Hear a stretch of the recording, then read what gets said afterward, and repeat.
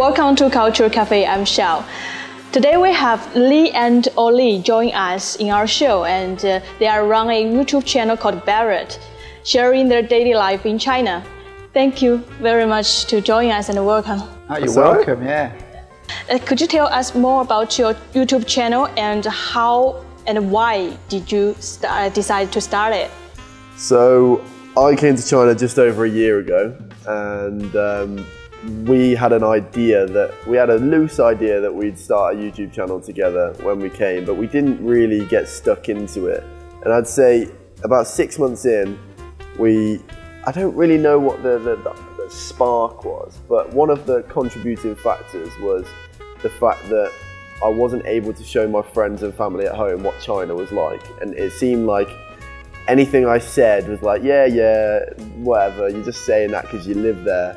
So the best way to show them what it's like is just through video, because there's no lying through video. So we're able to show the places that we go to, China's infrastructure, the landscapes through our videos, and we seem to have developed quite a decent following over just over a year doing it now. Yeah. So I got into it. I've been wanting to do it for a long time, and I was quite into photography and sort of interested in video, and I bought quite a lot of equipment, but I never used it. And sort of Oli coming, he previously had a YouTube channel when he was younger, which was quite successful. That was when he was into gaming. So we just, as I say, I had the equipment, we had some ideas, and we started. I think our first one was a haircut that I had in quite an expensive hair salon. And then we did a train one, which went really well. We got a lot of views on that one, and then we just sort of carried on from there, didn't we? Yeah, we've gone through several different stages of the YouTube channel, doing several different things, but our sweet spot is now a mixture between walking and talking about society and how we see China, our experiences, and then also like traveling around. And currently Chongqing is our latest series that's going to come out. Yeah. So actually around like 11 months already, like just over 12 now actually. Yeah. So how many followers you? We're on 123,000 followers. That's how did you achieve that, like in this like short period of time actually? It's hard to say what the exact thing is, but I think one factor is definitely that we bring a unique element, that we are father and son. And this is not something that I didn't really think about that too much when we first started. I just thought it's just two people working together on a channel. Mm-hmm. But later down the line, we're seeing a lot of comments that people really like that. So that's definitely helped with the growth. I think that maybe because obviously I'm older, I attract maybe an older audience, and some of the content I make is a little bit different to Oliver. So we do some together, and then Oliver does some and I do some. So we have like 3 styles of content. So I think some of Oliver's content, he identifies with a younger audience than me, obviously. And then the content we do together, probably everybody likes, you know, so it works well. I'd also say that judging from the comments section, I'd say we might have 40 to 50% Chinese followers, whether that's in China or abroad, and then maybe, you know, the rest just around the world. And a lot of people are seeing a different light of China compared to what a lot of the media presents China to be. So they come to our channel and see, whoa, you know, wow, there's great infrastructure and great landscapes, and this is not what we thought China was like. And some people have negative thoughts on that, and some people are like, wow, great, you're showing real China, exactly what China's like. And that's kind of that's my sort of intrinsic goal with it anyway, is to just show exactly what China's actually like, because there's a lot of misconceptions. And so because you are here, actually you are trying to present the real, like the part. From you know, what we experience and what we see, you know, because a lot of people, as Oli said, do have misconceptions, you know, and it's just a case of putting our content out there. You know, it's not stage managed by any means. people think it is, some people think it is, but we just sort of walk around with our cameras and record what we do and where we go. And you know, we go to rural China, we go to cities, we talk about sort of, you know, news items and things like that. And the whole mix of it seems to be doing well for us. Yeah, just I'm thinking about it now, and like the fact that it's China and not another country is probably just making us hit the big time as well, because it's not from my circle at home. It's never a place that people say I'm going to go to on holiday or I'm going to go to live. It's kind of shocking to people that I've come here. So I think there's a lot of interest in what China's actually like, because not many people have any idea. I see. I think that many of your friends or back there saw your video at like the first motivation that you kind of just show them what it's really like. Yeah, and now yeah, it's like they really watch it, right? Like that. And what it is like being a YouTuber in China? Very interesting. Because I think there's just so many places to go and discover, and there's so many little culture differences, and there's just such a lot to explore. So it's like you could just create so much content, you know. I mean, we've come here to Chongqing for 10 to 12 days, and it's obvious it's nowhere near enough to see. Yeah. There's so much here, and that's just one city, you know, and China has many cities. Yeah, we've loosely covered like 3 districts out of like 40 or whatever Chongqing is made up of in less than just under 2 weeks. So you could travel just this one city for like a month or 2 months, and you know, that's just one city out of hundreds in China. So you could seriously just travel and make videos here and experience loads of different cultures and food and landscapes for years. That's why it's quite a good place to be. And I remember saying in Shanghai, we were in Shanghai a couple of weeks ago, and we saw like so many interesting things just on the street within about 10 minutes. Yeah, there's always something that you see and surprises you and think, wow. And I said you could walk around, even if you didn't want to talk to the camera, you could walk around just filming interesting things on the street and get good content. Yeah, it's like there's just never lack of like there's content no lack here. of content, no way. So another thing is like I'm quite curious, you know, like you travel as father and son, right? And you know, when I travel with my mother or sometimes father, sometimes there will have some, you know, travels of disagreement or something on the way, right? Almost every day. Okay. So how is that like? Because you got to, you know, you run the channel together, right? You need to find like also compromise something. Yeah, well, we have our different skills, okay? So Oliver's very good at editing, and I sort of take care of more of the kind of business side of it. Obviously we both shoot film. I'm a bit better at some of the graphics for like thumbnails and you know, things we do in sort of promotion wise. Oliver's really good at titles, but we do argue because obviously we're from different generations. So I will often say, look, you know, with my experience, and Oliver sometimes doesn't like that because he thinks he knows better. I think that because he doesn't sometimes have the experience, I'm right, but he thinks because he understands the younger people more, he's right. So, you know, sometimes go with what Oliver thinks, sometimes we go with what I think. Yeah, we do quarrel sometimes. Yeah, it's about making compromise. It's probably the best way to put it. Yeah, but even if it was just, I guess it's just, you know, I've not ran businesses before. I'm only 22, but I guess it's the same as any 2 business partners. They're gonna butt heads at some point, and as the channel grows, the decisions get more important, and you know, so that the emotions that tie in with that ultimately cause you to clash heads. Yeah. But at the same time, you know, it's obviously a good thing because we haven't lived together for the past 10 years of my life. So it's obviously like brought us relationship closer together. So there's the pros and there's the cons. Oh. That's so for 10 years before like they started. Yeah, because I split with his mum. So Oliver, because he was younger, and his school and everything was there. I didn't live at that household. So, I think it's a valuable time really spent together. Yeah, like, have these memories together. Because on the way that I saw you, like, really support each other. Sometimes there are some disagreement, like maybe like course, just like here, but it's like quite calm. Two sides, you know, like just one side.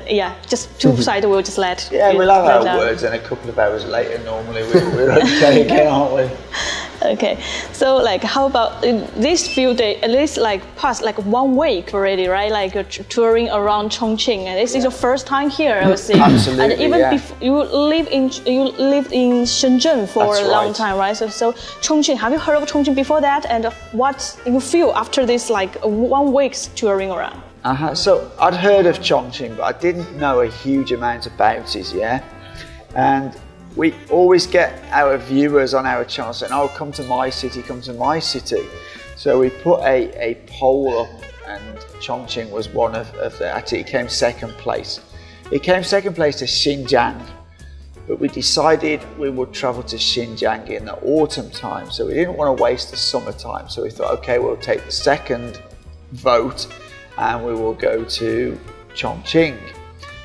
And I did a little bit of research and found it was, a huge city, many people, up to 30 million people. So wow. And I think a lot of our Western viewers would want to learn about that, because most Westerners, they've heard of Hong Kong, they've heard of Shanghai, they've heard of Beijing, but actually not many have heard of any other cities. So I had a little look, thought, wow, there's some kind of cool stuff in Chongqing. And I learned that it was a mountainous city. And I was sort of looking on the internet, and actually I found iChongqing's channel.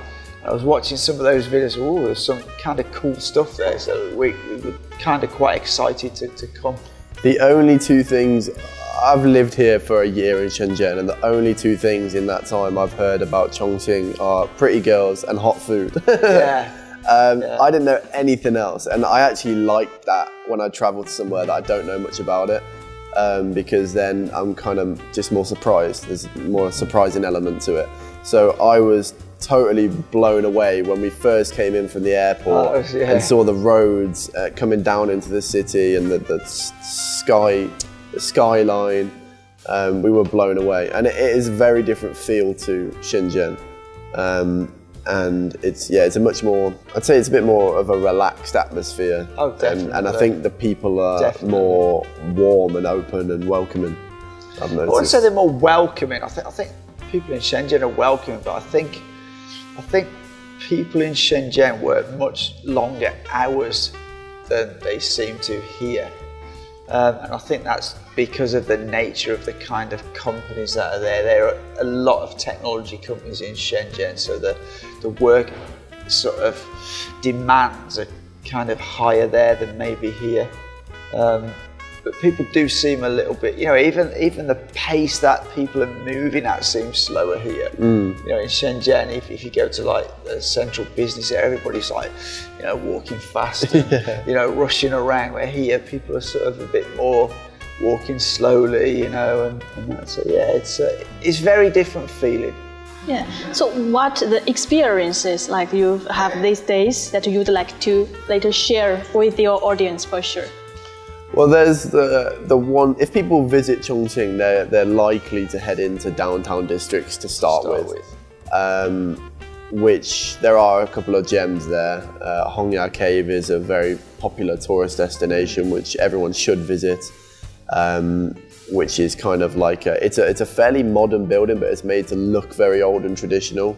And we were wowed when we went in there, because we were on the outside and we were looking at the top of the building, and we said, wow, what a cool place that is to have your Starbucks. And then we went up to the 11th floor in an elevator. We came out the other side and we were like, wait, we're still on the road. What's just where? Did we just go out wrong? You will get out of wrong floor. You may think. Yeah, it was back on the ground floor. Your brain for a while. And then you think, oh yeah, well it's just built on the side of a mountain, so it makes sense when you know what the city's like. And then we went to Fengjie, where we saw. I just want to say something about the downtown area first. So the downtown area is quite a unique place in the whole of China, really, because two of the largest rivers converge, and they've built a huge development there called Raffles City, and it's quite controversial because we think it's really pretty cool. They have a crystal bridge which is all glass that links the 3 towers, I believe, across the top. And it's a bit controversial with the people of Chongqing because I think many of them don't really like the building. But it's very modern, and I thought it was really pretty cool. Yes, I'm quite interesting to hear about how you think about that. Yeah, I really like that kind of. I'm sort of more into modern art. Although I like traditional architecture, I also like modern architecture. And it's kind of, obviously it's become a symbol of that area in the city, and I thought that was really good. And that overlooks where the 2 rivers converge. Yeah, but speaking to a few of the local people, they're not very keen on it. I think they wanted to see something more traditional there. I think like gradually, you know, like they will like it because it's nice, like design really. It's like a sailing boat, just and exactly at that location. They got a reason to build like that. Yes. Maybe it's just because for a long time, like the old Chongqing, there is a dock and there's no very tall building there, and they think, okay, people just get used to that maybe before. Yeah, people will definitely get used to it, and that's the feeling we felt from the people that we spoke to. But definitely in terms of international people, they will see that as like a landmark for the centre of Chongqing and be fascinated by that. So I think for international travel, maybe the locals might have mixed feelings about it, but for international travel, it will definitely entice people to visit. And we did a live stream from the Crystal Bridge, and actually that live stream has had more views than any other live stream we've ever done on our channel. We've probably got like 30 now. Yeah, close to 30,000 views. And that's quite unusual because it was over an hour long. So normally the longer videos get less views because people look at it and say, oh, it's an hour. I haven't really got time to watch an hour, but it has done really, really well. Yeah, and actually it's got about 70,000 on Chinese social media. So it's obviously a very popular, you know, it's hot news at the moment because it's quite a new development. So also, what about counties? There have also been some, after downtown area, you went some counties and districts. And for me that was just amazing. I mean, I've not seen scenery and views like that. So we went to Baidi City. Baidi City first, and that was like pretty interesting because we saw the view which is on the back of the 10 yuan note, and that was a nice day. And there was like a cultural sort of temple kind of area on there which we learnt about. And then we went. After that we went to Hankuimen, which is like a future tourist destination.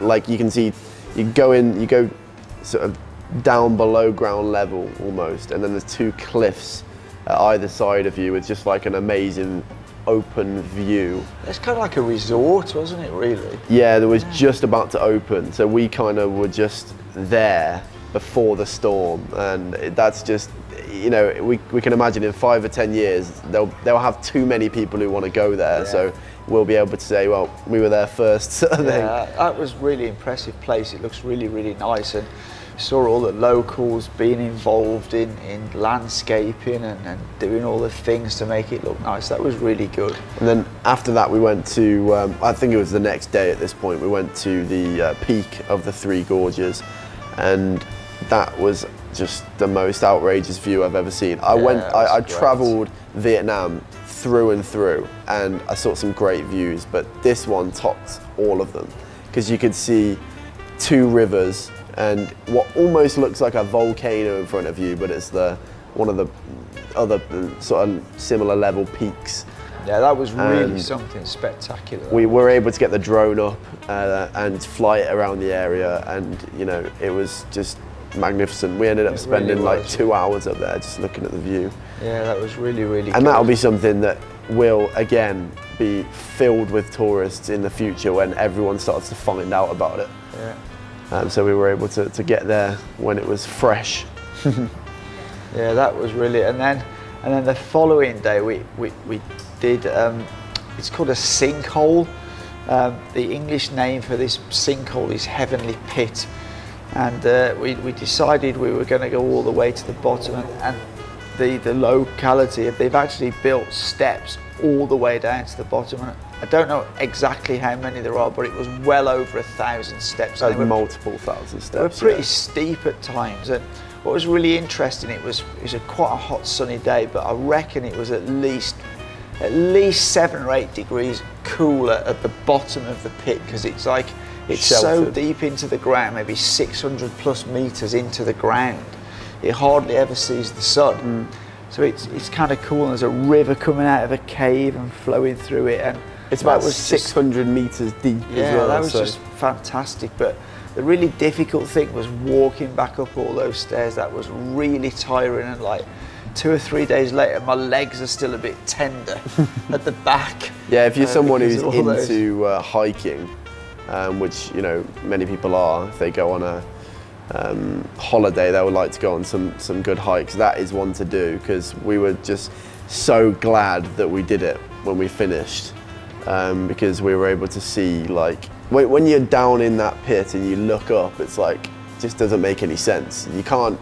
We were filming it with a camera, but it won't give the viewer the real perspective of what it's like. You just have to visit to see it. Something that was so cool, kind of about halfway down, they've built this like little house. There's some public toilets, but there's this little house, and somebody actually lives there, and they cook food and sell drinks. So if you're going down or coming back up, you can actually stop there and have some food to eat and some drinks. And it blows my mind that somebody lives there. It's like, it must be the most remote place ever, because it's like 500, 600 steps down into a big hole in the ground. It's amazing. It's really, really good, that was. Yeah, and they make business there, right? They want to also, like the other day when you go down there, right? And this lady helped to count, because they're waiting for you to back. Yeah. So when you back, she says, we have waited for you like about 6-7 hours. Yeah. You just come back. Yeah, it was. They're waiting for you, and they just served food. Yeah, it was really good. I mean, it was a really memorable day, that was. Yeah, it was memorable because I fell down some steps, but it was just a memorable day because the views and the things. And I think it would be hard to have that kind of experience. I didn't know that existed, but I'd never seen anything like that before. So glad I went to the bottom to. So that was Fengjie County, and then county, if I'm right in saying that. Fengjie County. District is like the. And then that was in the east of Chongqing, and then we took a long drive, 6 or 7 hours, which still blows my mind that a city you can drive for that long and still be in the same city. We drove from east to west to Dazhu district, right? Yeah. And it's a much more cultural side of the city. There's a lot of history in Dazhu. So we first went to some rock carvings. I forget the name slips my mind of these rock carvings. Yeah, remind us, Xiao, what the name of the place is. Dazhu rock carvings. Yeah, it's just called Dazhu rock carvings. Dazhu rock carvings, because it is symbolized like different mountains just now. Yesterday is Baoding Mountain, today is Beishan Mountain. So you can just see as a whole Dazhu rock carvings. Yeah, so this is to do with ancient carvings from Buddhism. And the first day, there's many carvings in the rock of Buddhas and various things to do with Buddhism. But they actually all tell stories, and it's about the teachings of Buddhism. But what I find amazing is that they've been there for like hundreds and hundreds of years. 800 years, those ones from the Tang and the Song dynasty. So I actually learned some about the dynasties as well that I had no idea about but it's before. Really interesting that the authorities here have spent, they built a museum for these carvings, so they have so many artifacts in this museum. It's curated beautifully, and the environment is really, really nice. And I forget how much the guide said they'd spent, but it was a huge amount of money to build the museum. And it's really, really, if you're into sort of ancient sort of things, it's well worth a visit. And then the sort of highlight of there's two things. There's a large reclining Buddha, but for me the highlight was it's the Buddha with 1,000 hands, and they've spent, I think it was 60 million yuan restoring that to its former glory, because it's obviously been damaged by the weather over time. But they've now kind of built a sort of building around it to protect it, and they've restored it. It's all gold, and that is just pretty spectacular, really. I had never known about that before I came, and I think now that people are going to see that on the video, they're going to also be wowed at that, because it is stuff like that people don't do now. So to see those historic sculptures is really cool, because it's funny when I'm looking at them, I have it in my head of just these men just chipping away at these sculptures for like years on end, just on one project. And yeah, it makes you wonder the sort of life they used to live to be able to do these things for so long. Well, I actually think you were a bit wrong when you said that's the Tang and Song dynasty, because I think that was where we went the following day, because that's slightly older. We went to a second area where there was carvings, which I think that was the Tang and Song dynasty. And they were even older. They were like up to 1,100 years old. And that's something I just can't get into my head. You know, it's like potentially 20 generations. You know, and for them, okay, there were a little damage on some of them because the weather. You know, you can imagine the weather and running water over 1,000 years. It's cause, and then the night after we saw the first rock carving area, we were introduced to a lantern dance, a traditional Dazu lantern dance, and it often happens here in China when you get introduced to something, you don't know what you're walking into. You just hear it and you're like, okay, okay, but then it ends up being way better than you expected, and like a real really surprise. Good. And so they were waving these fishes around, fish around. Just to explain, when we say fish, these are like things that are probably 6 or 7 foot long, and two people have to hold them. They're made of like some sort of fabric, or I don't know what they're made of, but they're all kind of fabric. Yeah, and there's lights in, so they light up. They're kind of semi-transparent, so they light up, and then there's 2 people, so one moves the head around. So these are like they're in the air by maybe 8 or 10 feet, and there's a guy at the front who moves the head around, and there's a guy at the back who moves the tail around, and they make them look like they're swimming around. Yeah, and then they actually gave us a go, which was funny, and it was just... Check out the video of that. Yeah, I saw that. We didn't quite have the technique, did we? Yeah, we held Xiao the camp. We held... Like the one who stands in front, it's easier for him. You know, because the behind one just like don't know which way you got to follow before one, but sometimes you don't know which way he will like shape to it, right? Yeah, when they were doing it, the fish was like swimming around like this. When we were doing it, the fish was like moving from left to right. It turned from a fish into a clumsy fish, like you said. It's quite fun experience, really. Like, for a while, like you did it very well, and then it's back to the like clumsy. Yeah, but it was really good to do. I mean, you know, we probably never get the chance. I've never seen that anywhere else in China apart from Dazu. It's the first time I've seen it, and I've not seen it anywhere else. Plus the really light good. view, actually, when the fish join the wall, like the building behind, the red lighting, and that's quite nice. Yeah, actually the area was really nice because there was other things going on as well, wasn't there? Yes, yeah. There was it was just an area filled with people, and that's something that's really cool in Chongqing. You got the warm weather, and you got people just out doing things until late at night.